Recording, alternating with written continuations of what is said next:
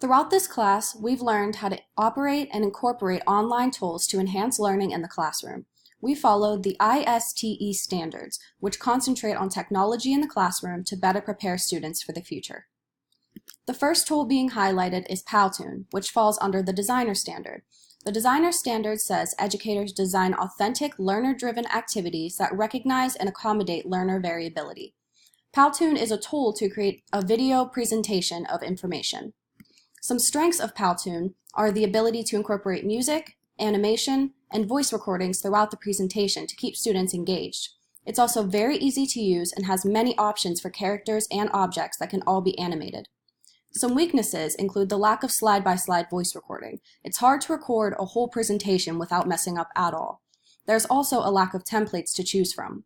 Some good ways to use this tool in the classroom are for introductions and making lessons more entertaining and engaging. Here's an example of how Powtoon looks when the presentation is completed.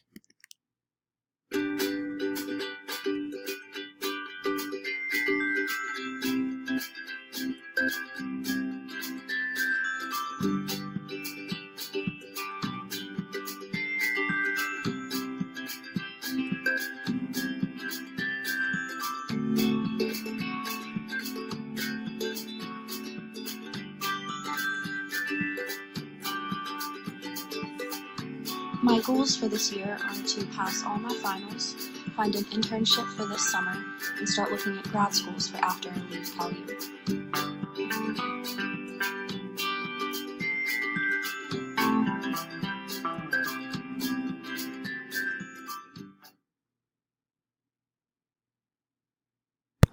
The next helpful tool is Screencast-O-Matic, which can go under the facilitator standard.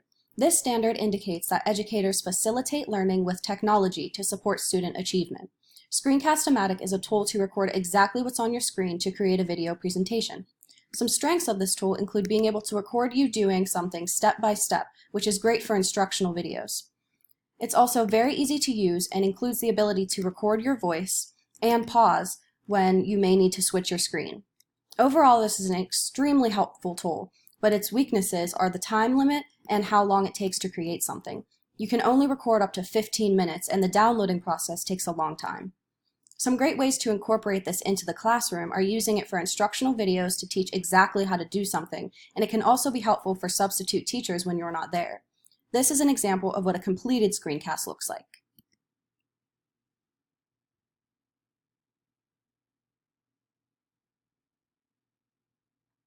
Today, I will be teaching you how to navigate the basics of D2L if you are an incoming student.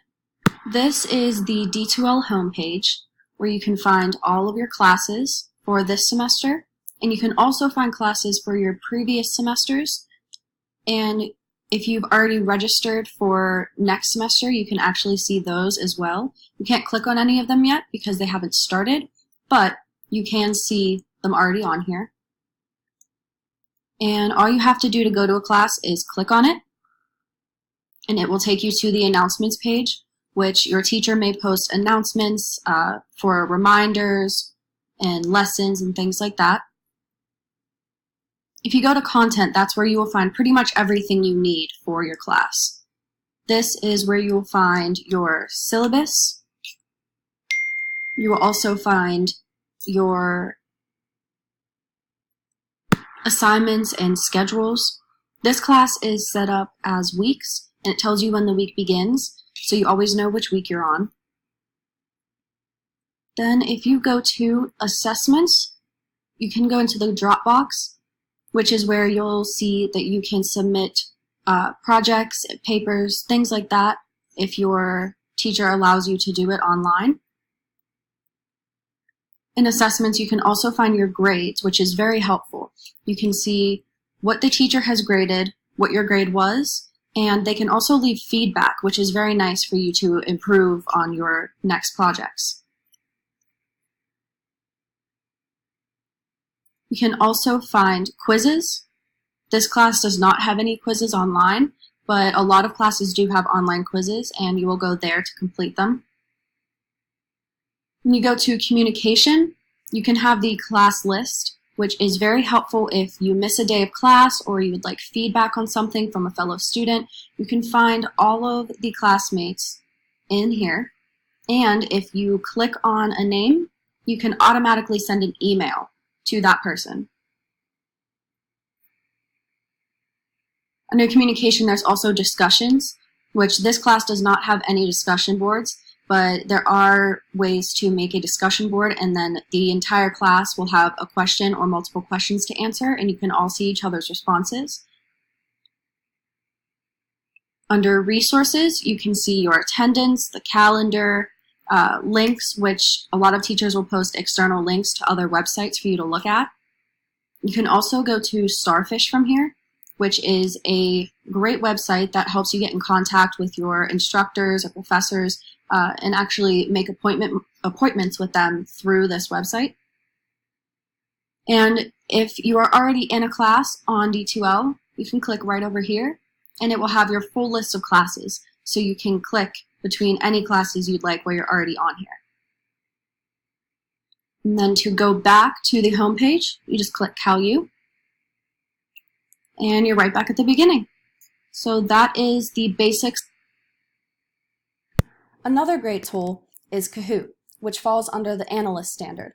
The Analyst Standard states that educators understand and use data to drive their instruction and support students in achieving learning goals. Kahoot is an online tool to turn tests into a game for the class. A few strengths of Kahoot are it makes learning fun by incorporating a game format, and it also provides individual student statistics for the teacher to see what students may need additional help. It's also very easy to create a game, and you can also use pictures to assist the question being asked. Some weaknesses include the reward for fast answers, which may discourage slower readers or other students. It can also create a very competitive environment within the classroom because every child wants to win the game. A great way to use this in the classroom is to help encourage studying. You can play the game in class as well as put it as a homework assignment to make studying more fun. Here's an example of a question on a Kahoot game about music.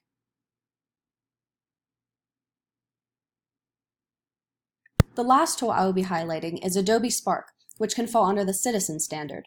The Citizen Standard states that educators inspire students to positively contribute and participate in the digital world. Adobe Spark is a tool to create a video presentation that's more advanced than just a PowerPoint. Some strengths of this tool include the ability to record your voice slide by slide, so if you mess up, you don't have to record the entire presentation again. It also has a wide selection of photos and a search tool to get photos of the exact thing you want. Lastly, it immediately creates a sources page to make sure you are a good digital citizen. And if you choose a photo from their library, it automatically cites it for you. Its weaknesses include not being able to upload your video to YouTube, and you can't place text anywhere you want to. There's only certain places it will allow you to put it. Here's an example of a digital simile created with Adobe Spark.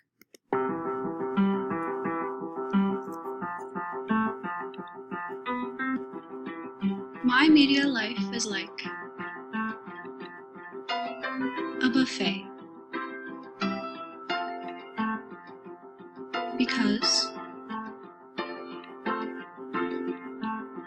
I like to sample a little of everything and get more of what I liked.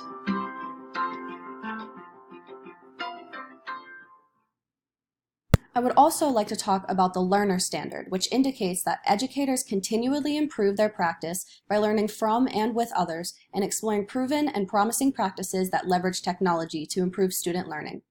Although I have used some of these tools in the classroom as a student, I had never used them to create from a teacher's perspective.